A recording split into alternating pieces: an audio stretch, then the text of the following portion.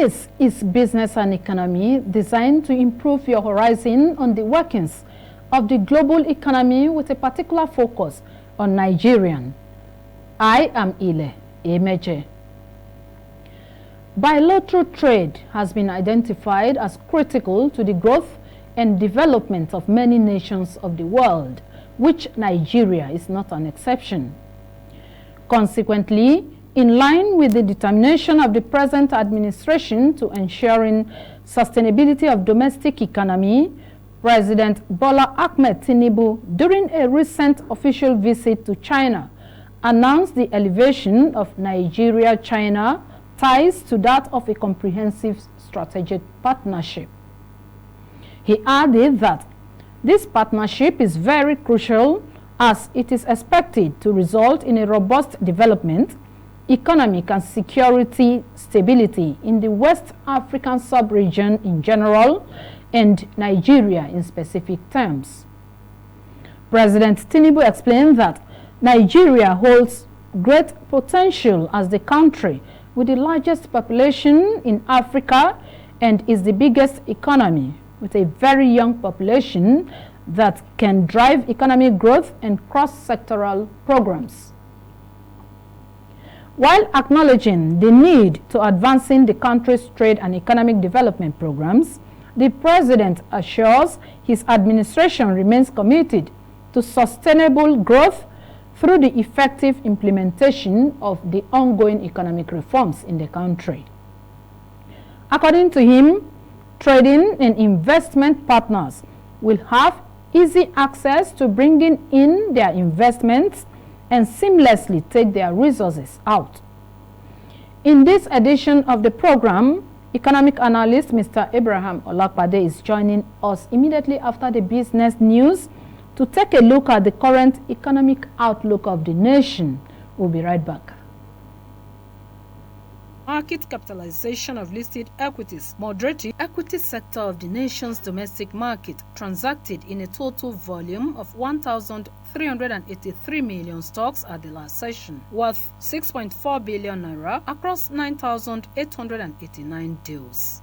UPL topped the advancers with a price appreciation of 10%, followed by Guinness Nigeria PLC and Champion Breweries, improving with 9.96% and 9.83%. On the laggards, Cavitin PLC, Associated Bus Company, and Nigeria Breweries led the list, depreciating with 9.62%, 8.52%, and 7.37%. During the session, the stocks of Fidelity Bank was the most active stock, trading in 52 million stocks, while ICO Insurance and Veritas Capital contributed in 21 million stocks and 15.2 million stocks in that order. In the course of transaction, all Shi index and market capitalization of listed equities moderated by 0.08% to close at 99,840 units and 56.4 trillion naira.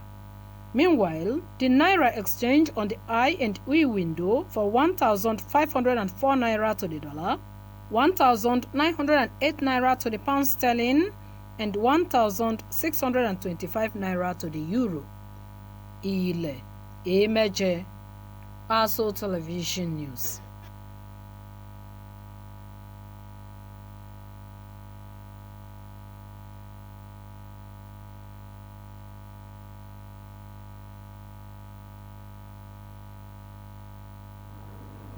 Our guest and economic analyst, Mr. Abraham Olakpade, is already with us in our studio to take a look at the current economic outlook of the nation. Mr. Olakpade, you are welcome to the program.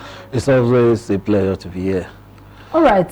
Can you give us your general assessment of the state of the Nigerian economy? You know, before we even talk about the technicality of it, we all know if you're on the street, because I believe in what is happening in the immediate environment before we even talk about the technicality, because that's what really matters. Okay. The man on the street is not concerned about the graphs or the technicalities. What is concerned about is what touches him, what he can feel. So there is only look at that by going by that assessment. For example, this morning now the student resumed. In my own estate, for example, now I didn't see the normal flow of school buses. It was even around to 8. I was wondering, they start schools resuming today. Whether they postponed it, maybe schools not resuming, because usually from 7, school buses should begin to enter the estate, but it wasn't so this morning. So, and I begin to ask some parents, your children are not going to school. He said, no, they don't even know. They just need maybe a week to know how to go about it. The logistics, the fuel, the school buses, the schools have increased the buses, the shuttle fee. The school fees is unbearable. Even one woman was telling me that he does not even know. He just changed the school of those children last term. At the last section. He just changed the school of those children last section. Now the no place they took them to, they to have increased now to what they ran away from. So they don't know whether to change the school again, go and look for a lower one again. So, many people are battling with many things. Go to the streets, even when your friends are abroad, my friends that are outside of the country, many of the times when they call you or when you call them, the first thing they ask you is that, are you surviving? Are you eating? Said, are you taking care of yourself? Even when your parents, your friends, anywhere you see Nigerians gather now, the question they're asking themselves is that, are you coping? How is your family? Are you eating? Even when you go out, when people see you go out, they say, how did you manage to come? How did you manage to come? How much did you buy fuel in your own area? And what was the transport cost in your area? But, I must just salute the doggedness of the Nigerian spirit. This morning when I was coming, I didn't even believe I'm going to see that volume of cars I saw on the road. From Gwarimpa down here to Katampe. I don't even believe I'm going to see that volume of cars on the road from Gwarimpa, even the hustle and bustle of it. The hustle and bustle that I saw on the road, I don't even think I'm going to see half of that of what I saw. But you can see Nigerians in their never die spirit. Everybody still rose up and just trying to move to get things together. Because if they sit down at home, the situation will become worse. But the truth is that the economy is really, really, really biting hard. It's not really palatable for many people. I was with my sister on Saturday that deals in supply of soft drinks. She was telling me they sent them another new bill again of another price increment that they just sent them from the company that they're going to increase price. So everybody, whether civil servant or entrepreneur, everybody's really feeling it. Entrepreneurs' interest rate is killing you, and the market, the demand is not really there. So a lot of challenges. The people that might not be feeling it are those maybe in public offices, maybe government appointees, and maybe people at the executive level in multinational companies. If you're at the executive level in multinational companies, you virtually don't pay for anything. The company takes care of most of your need. And even if you're a public servant, an appointee of a government, whether elected or appointed, the government also pays for all your bill. So those are the people that can say they might not be feeling it. But entrepreneurs and civil servants or private sectors, they are really, really feeling the heat because the cost of living has skyrocketed, and their income is not commensurate with the hike in the cost of living. So everybody is just trying to adjust. When the people are trying to adjust another new one, this new increment in fuel, pump price of PMS, it came into effect when people are just trying to adjust to the one that has been for over a year. So everybody, even this morning I was speaking to someone as early as 6 a.m. or 7 a.m. We spoke for 20 minutes. I can tell you that 99% of that conversation was around is the person's welfare, my own welfare, how the economy is faring, how everybody around. For early morning, 6 a.m. Monday morning, more than 20-something minutes, how they've been going to church, how they've been living, how they're going to do, and was asking after mine too. I was telling them how so I've been coping that way. So everybody have been, so it hasn't been good. Before we go into the technicalities of it, so generally it's biting really hard. And a lot of people, the people I pity most, just like I say, is people who have children in our institution. They are the ones that are really, really having a lot of tough time. Because I was telling the person I was talking to this morning that imagine if you have a child in our institution today, at least you have to be giving your child in our institution at least 100,000 every month. And I even say that 100,000 every month with this economy is not even anything. It's not feasible. It's not. What we need to do with 100,000 per month? That's let's say feeding 3,000 per day. See, that 3,000 feed an adult in Nigeria today in a day. Maybe it's a square meal. So can 3,000. So not to not talk of other needs that the child in that institution is going to have. So and how many parents can afford to give one child 100,000 in a month? How much is your salary? And because those at home going to eat, you as a parent, you're going to eat, you're going to pay for house, you're going to pay for school. There are many things. So I just know people are really going through a lot. Paying of school fees. Most schools have even the school fees in most schools even gone up to as high as 70% increment in most even secondary schools. And instead of talk about feeding and what you are doing, the demand is not there. The economy is not really doing well. So I don't know if we can go into the technicalities. Okay, let's leave that like on the surface. Explain. This morning, I sent one of my children to get a crate of egg that we normally buy for 4,003 to 4,006. And she came back to me to say, Mommy, it has been increased by a percentage of about 10 to 11% increase.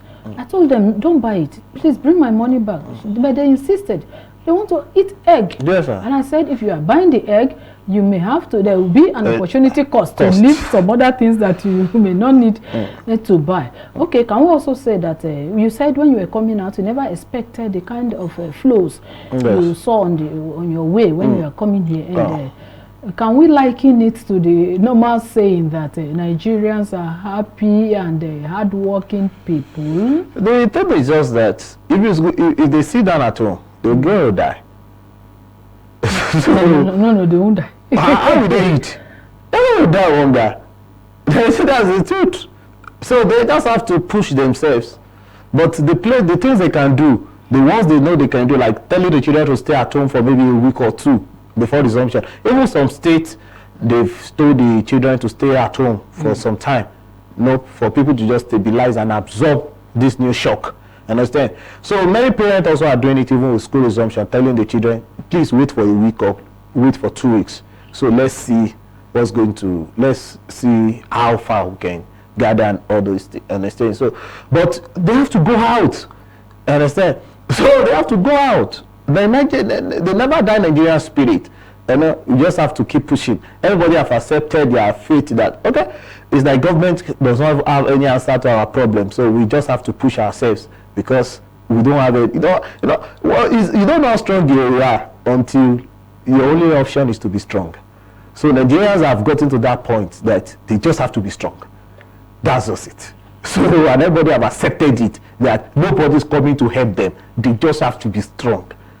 So that's just it. And looking at all of this, all of your explanation and even the technicalities, you agree with me that most, if not all of this increment is stemming from the fact that fuel pump price has been on the increase and the resurgence of fuel queues in Nigeria. It's no longer any news, but the resultant impact spreads across all sectors of the economy, leading to the general hike in prices of goods and services. And now, many Nigerians are patiently waiting for the Dangote refinery to commence operation.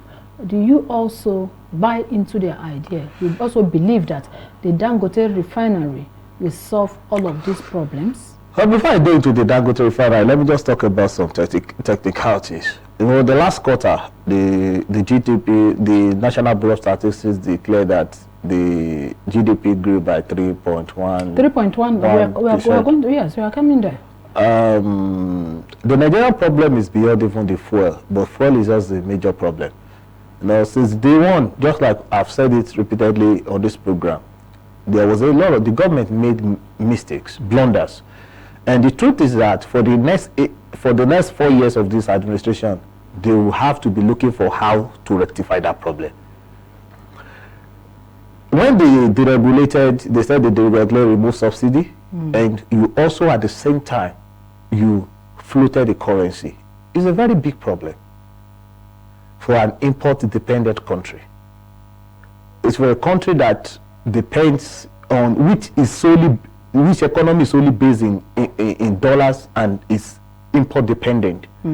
So now tying our price of PMS to our exchange rate is myopic. Is myopic, and is a blunder, is an economic blunder. Why? We've not been able to achieve a stability in forex. So it means that as our naira is getting weakened per day, it means that the price of PMS also will be increasing. No shock absorber. So that's why some people that said we'll buy a liter of fuel at 2,000 before the end of the year, they are right. Because the naira is sliding every day. Now it's above 1,600. So it means now, if we are buying today at almost 1,000, it means now the more there is pressure on the naira, it means the more the PMS price is going to increase. So now, what government should have done was, okay, we want to end subsidy. They should have ended, if they wanted to end subsidy, they should have ended subsidy and retain and keep defending the currency, or do some other fiscal adjustment. Instead of floating the currency. They should have done some other fiscal adjustment and some other monetary adjustment. Because now, even the flotation of the naira brought about inflation. Now we have to increase monetary rate at over 30%. All the policies are not helping. All those policies came with too much price for the people to pay. And everything at the same time. Now the government is talking about increasing VAT again from 7.5 to 10%. Everything happening at the same time. Electronic transfer, just introduce new charges on the electronic transfer. Everything at the same time. How do you expect the people to survive? How do you expect the people to cope? So now the problem is even beyond the PMS. Many of government policies, we just saw even the recent ASHI protests, people are really pressed to the wall.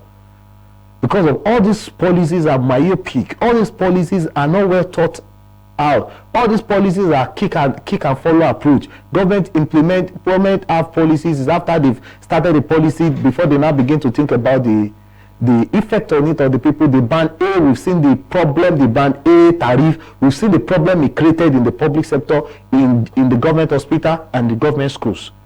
Now government, after it has damaged a lot of things, government is now coming back and say, okay, we want to give 50% subsidy to public institutions on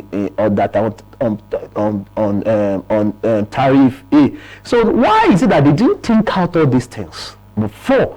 You know how many people have died because of that? Before government is now having afterthought. Do you know how many people have lost their life? Do you know how many people that have lost their livelihood over all these things? Now after you have damaged many things, now government is talking about, now they want to give subsidy, 50% subsidy to public institutions, especially the higher institutions and the schools. Understand? Why is it that all these things are not well thought out? The importation of food that they embarked upon, that they want to waive import duty, waive import duty. They didn't think it wasn't well thought through. This is not the time that we need that kind of thing, because this is the rainy season. So this is the time to encourage our farmers. When you go and import, people dump food on us, what will happen to our own that we have here? And this is harvest season. Understand? And they didn't even think about the effect it's going to have on the naira. Because now people, you say you want to give license, let people go and import food. What's going to happen to exchange rate? It means people have to be converting naira to dollar to go and import food. So it means you're going to put more pressure on the naira. And many other things are not well thought. Why is it that we can't empower local farmers more? Now government is talking about, now they want to start distributing fertilizer. When farming season is already over. In Abuja now, as rain not even, is it not stopping in Abuja now? No, we can't see. It's still in September and they may be rain. So now government is just talking about distributing fertilizer. So now before government bureaucracy and everything, before it gets to the farmer, I'm sure it's going to be October. So it means, when do you want them to use it? Why is there no planning? You should have gotten this thing at the beginning of the farming season. So many things, the way, just think, when you sit down in your bedroom, you just look at it that, who are the people running this country? How do they think?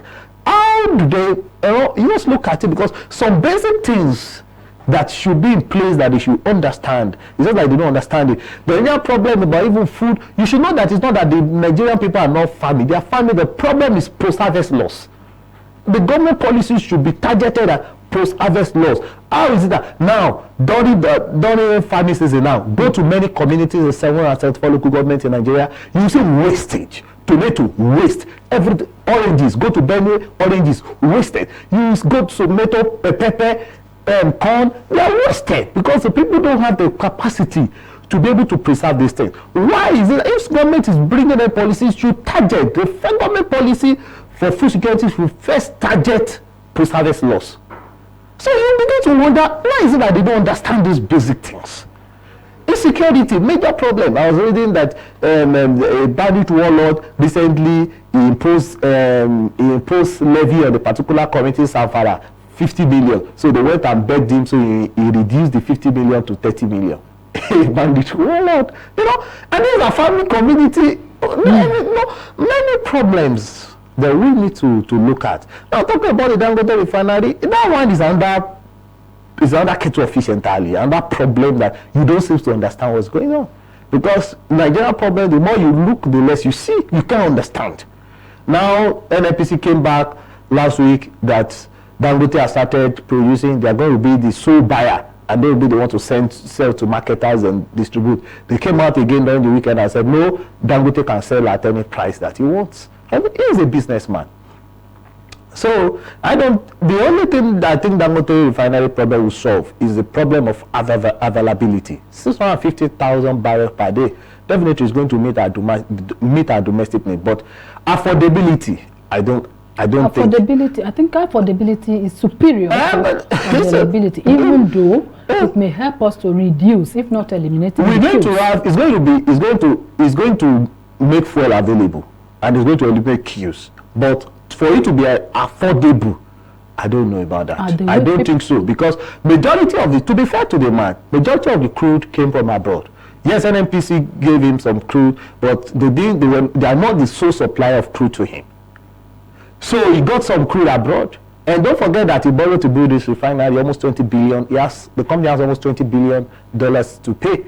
And don't also forget that he also has liquidity challenge with the company. So that's why he's even thinking about selling shares so that he can raise some money to be running the refinery liquidity. So this man, he's definitely going to solve the problem of availability and MSQ. But the affordability part of it, I don't think is going to be affordable. Besides the source that he gets his crude from, whether abroad, from NNPC, from Nigeria, or anywhere, apart from that, are you of the opinion that if Dangote refinery commences, there will be a reduction? You are talking about affordability. As a businessman, don't you also think that he is going to sell at a profit or a margin? That's what I'm saying. He's going to sell definitely at a profit. Because this is generating his own light. Don't forget, he's generating his own light. He has to pay his tax. His tax go to Nigerian market and all these things. So I don't forget that the crude naira exchange that they're going to sell crude to him in naira, that the Federal Executive Council, that it was authorized by Federal Council, will not come into effect till October.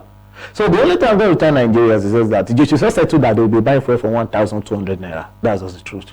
Because that is the international, that is the landed cost. That's the landed cost of fuel. The landed cost of PMS is around 1,200. So Nigerians should just make up their mind that they're going to be buying fuel within 1,200, 1,003. That's just the truth. We don't let's deceive ourselves. So Nigerians should just make up their mind. They're going to be buying fuel within 1,200 to 1,300. That's just the truth, because that is just the benchmark. That is the landed cost of fuel today in Nigeria. So, and I don't think so. Even if it's going to go lower than that, it's just going to be not significant. So that's just the truth. The only thing is that when Dangote, when this naira crude policy, when it comes into effect October, is going to reduce the pressure on the naira.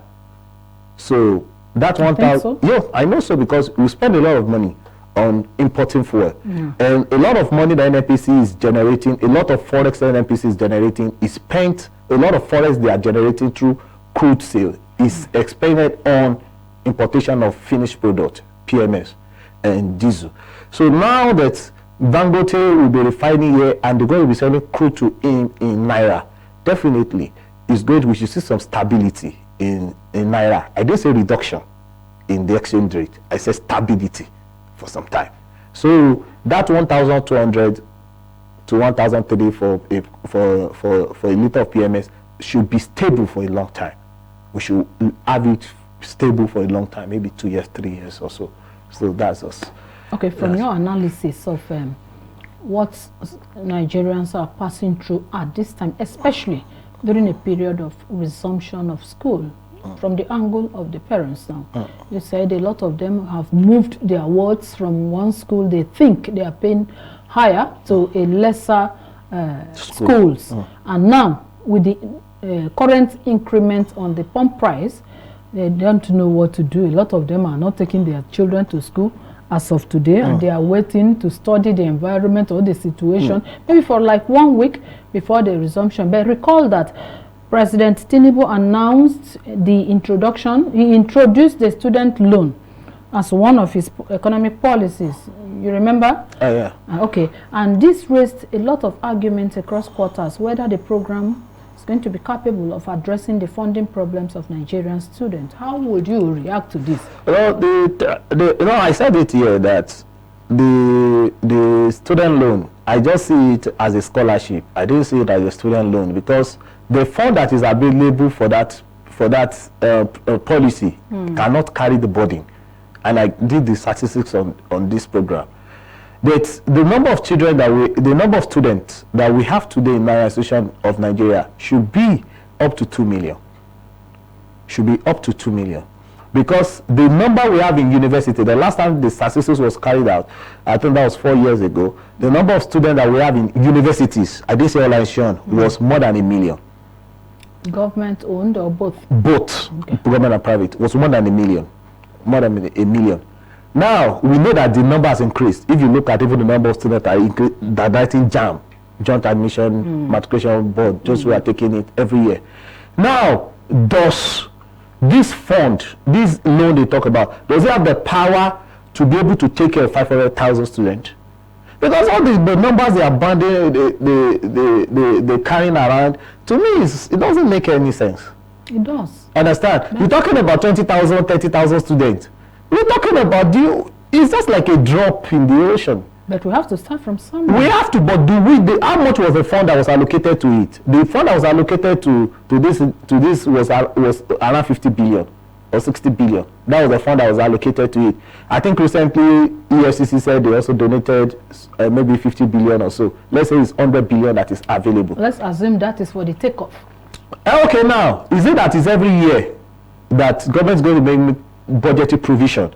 And if government is going to be making yearly provision for it, the 100 billion they said for this year, it's not enough. That's what I'm saying.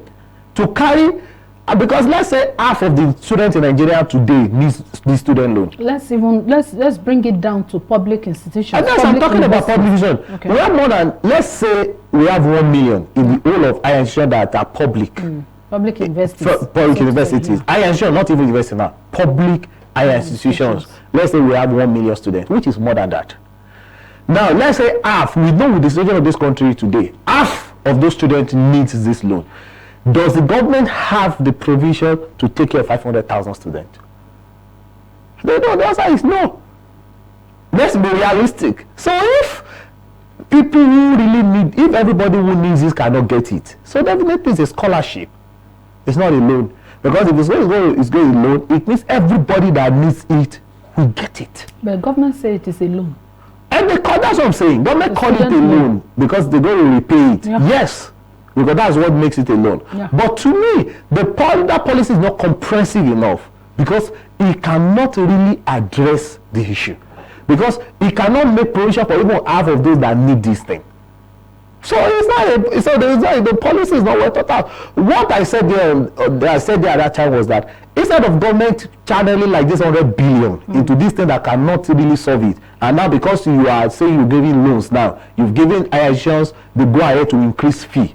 Because now you're saying that it's government that will pay for every student, which is not true. And many students who are paying from their pocket now cannot. Imagine higher institution public loan, almost 500,000, 300, 400,000. Understand? Not to talk about some other expenses, accommodation, feeding, and a lot of things. So government should have channeled this money to increase the subvention that is allocated to this higher institution. Understand? So that will have make sure that. How do you think that will solve the problem? If you give them, if you increase their subvention, there will be no excuse for them to increase school fees. The reason why they are increasing school fees is because they said the subvention they are receiving from the federal government is major. So they need to increase school fees to be able to keep the school running. So now, and what this, no, government has, okay, the answer to is good that we will be giving student loans so that this student is going to be paying, we're going to be paying the school fees of these children. Understand? So increase the school fees, but we are going to be the one paying the school fees. But the truth is that the government does not have the capacity with what they budgeted for this student loan. Is not enough to even pay the school fees of half of the children that half of the students that need this loan. So that's what I'm saying, that government should have looked at, they should have done their homework, their assessment. They should have done their assessment and look at it that, okay, cost-benefit analysis. These are the number of students today in Nigeria. So if we want to run this loan, this is how much it's going to cost for us to be able to see this loan through. Now, since we don't have this amount, let's use what we have. Let's use it to increase the subvention of these schools so that there will be no need for them to increase school fees. And so that if the school fees is relatively low, everybody will benefit. Than this one now that they put that is only few that will benefit. What will happen to those that cannot, they cannot access the loan? What will happen to them? And government is paying 20,000. They said they gave in this 20,000 to this student. I think they said under this policy the 20,000 will not be recollected. Is the school fees the one they use for the school fees that will be paid? Okay, now even the 20,000 they give in to this student, that's for their feeding every month. What can 20,000 do for a student in Asia today? Half bread is better than none. At times, if you're talking about government policy, you don't talk about half bread. If you are talking about government policy, if government policy is to address a problem, you don't talk about half bread. Understand? In government policy, you talk about solving a problem. Understand? So you look at fine-tuning your policies to solve problems. So because in government, you say you solve problem halfway, you're talking about human being here. You're talking about human being. People's life here. So you can't be talking about let's just do it half. Okay, now if you give me 20,000 to in the economy, I have a student, the economy, you increase PMS, you increase everything, and you now say, okay, we want to give you a cushion effect, so your children, we will give you your children loans of give you your student feeding 20,000, so you don't have to send them anything because we've crippled your own income. Can the 20,000 see any children in that institution per month? We're talking about just 700, less than 700 naira per day. That's what we're talking about. Let's bring these things to the right context. The 20,000 we're talking about is less than 700 naira per day. Can 700 naira feeds? Can he feed you for one feed? Can you sit for one meal, one square meal? Can 700 naira get one square meal in Nigeria today? 700 cannot get one square meal in Nigeria today. It can't. It can't. So, not to not talk about they have to pay some other charges, faculty fee, departmental fee, talking about getting your textbooks. So that's what I'm saying. This policy is not, this student loan is not comprehensive. It's just a populist policy. It's just a policy of divide and rule. Some people will get in a propaganda. It's not really something. What's the provision for textbooks? What's the provision for accommodation? What's the provision for a lot of things? If you really want to go and look at the primary school, the 1955 primary free education of the Western region, it addressed every problem. Textbook, uniform, everything was. You also canvassing or belong to the school of thought that says that give us free education from the primary to the university level, tertiary institution. Are you also university education cannot be free. It cannot be free. The reason is that university education is not compulsory. Is if you have interest. It's because of our economy. That's why everybody is going to institution. In developed economies, everybody don't have to go to institution because it's not necessary. The fundamental ones are the primary and the secondaries. That one must be free because it's compulsory for any nation. Primary and secondary. That one can be free. That one should be free, and that one must be free. But tertiary institution cannot be free because it's very, very expensive, and it's very lucrative, and it's optional. You don't have to go. If the economy, the reason everybody's going to institution is that everybody believes that's a ticket out of poverty. So that's what everybody believes I have to go to ensure because of the state of our economy. But because of the way it is, government must make sure. That's why student loan, yes, is a good policy to address the issue of helping people that think they need that insurance to go to it. But the policy of government must be in such a way that everybody that needs it must get it. So if the policy of the government, it does not address that everybody that needs it get it, it's not the policy. You don't do policy with our bread is better than none to address a problem. No. Your policy must be holistic and must be comprehensive to address the challenge that it is earmarked to challenge. So if it doesn't address it, it has failed. That's what I'm saying, that this policy is not can address the problem. It's not comprehensive enough because the government budget for it is insufficient to meet the need. So now it has been like a first come first served basis, or government will have to lose some parameters. That's why up to today they've not disbursed up to 50,000 students, or they've not disbursed up to, the last time I checked was 20,000. So I'm just even being conservative by saying they've not disbursed to 50,000 students. So what is it in the number of people that need it? There are many pending applications and many things. We know from the outside that it cannot. So the government is saying, we are processing it gradually and gradually. Do you know what you budgeted for it? Do you have the resources to meet everything? So we just have to be practical here. That's just it about this. Away from the educational sector now to the current issue, which is the gross domestic product. You and I and everyone of us know so well that the GDP is a serious parameter to measure the growth of any economy of the world, including that of Nigeria. And recently, the National Bureau of Statistics came up with a data that our economy grew in the second quarter of 2024 in real terms by 3.19%. How impactful can be? The reason why I was just laughing was that, the world has moved beyond using GDP to even judge the economy. But at least at the level where we are, we can see accept it. Now the world is using Human Development Index, HDI, to measure economic growth because that is more comprehensive. And also, there's what called Gini coefficient that measures inequality. Now, Human Development Index talks about this, what is happening to the people. Because now the challenge of GDP growth is that we have what we call growth puzzle. We have the challenge of what we call growth puzzle, that the GDP is growing, but the people in the economy, they are not feeling it. So that's why many economists, many Nobel laureate economists, they may say, okay, let's look at another approach and let's develop the one that we can really measure what is happening to inequality, what is happening to health, what is happening to education, what is happening to the cost of living of the people. So now that's why that one is more comprehensive, because GDP has a lot of challenges. Understand? Because some set of people might be going up the ladder, while a lot of people remain static on the ladder, or they are coming down the economic ladder. But the economy, we just say, it's just a general term that the economy grew. What income? Did the income of the people, everybody in the economy grew? If the productive activities grew, that was now talking about by 3.19%. Which sector? As now, released by the National Bureau of Statistics. Let's look at the sector. That's now.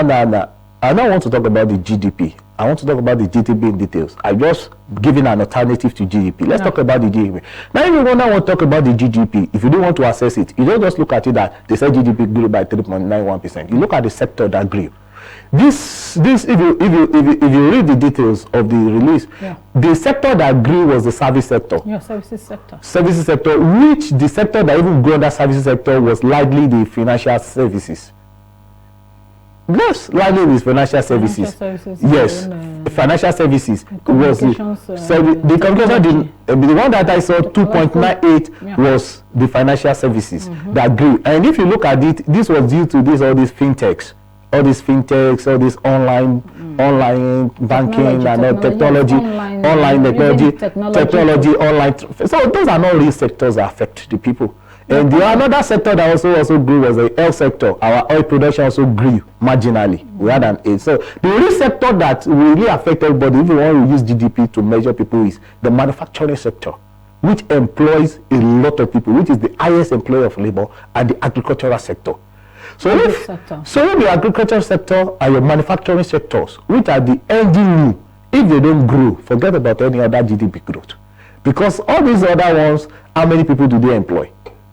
I don't know if you understand what I'm saying. So what we really have, if we want to talk about this GDP, what we have impact on the real people in the economy is if your manufacturing sector is growing and if your agricultural sector is growing, and these two are not growing. So why are we crying? Why are we not shouting that we have GDP growth? If you look at the financial sector, the fintech, how many people are employed? A lot of POS, all of them falls under micro, I don't know what I'm saying. They don't really affect the economy. But at least they grew. And what is there? If you know what I'm saying, I'm not saying they didn't grow.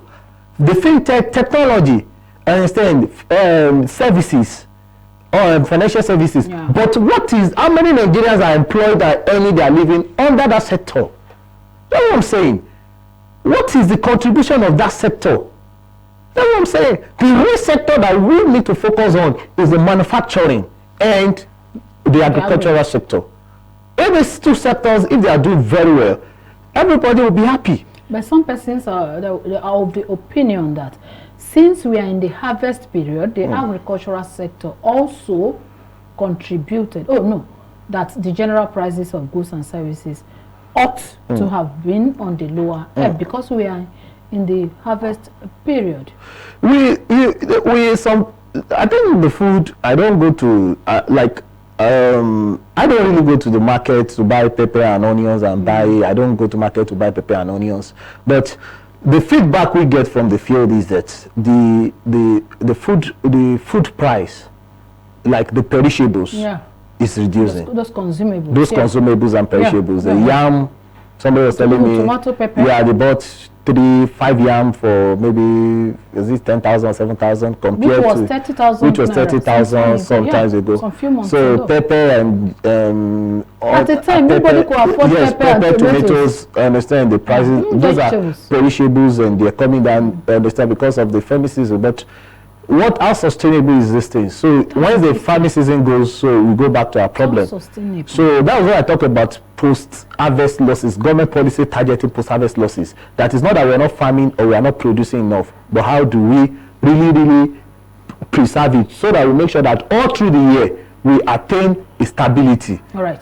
And we keep the price low for the people. All right, because of our time. Above all, what would you have done differently if you were the president to improving living standard of citizens? In 30 seconds. One of the thing I would have just done was that if somebody must go to get more revenue, to free up more revenue, I'm going to make sure that I work on the exchange rate.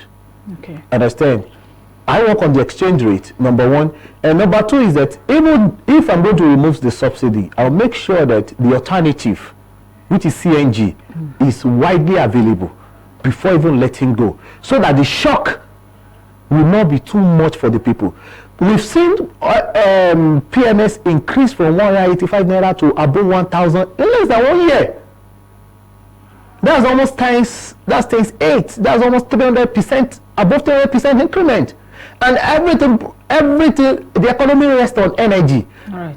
There is no economy in the world that can absorb that shock. All right. So it's too much. All right. Okay, that's how far we can go on today's program, Business and Economy. And we have been speaking with an economic analyst, Mr. Abraham Olakwade. Mr. Abraham, I want to thank you for finding time to be on this edition of the program. It's always a pleasure to be here. All right, and to you out there, our esteemed audience, we want to advise that you should be prudent in a time like this so that we can all skate through the economic realities. Have a nice time.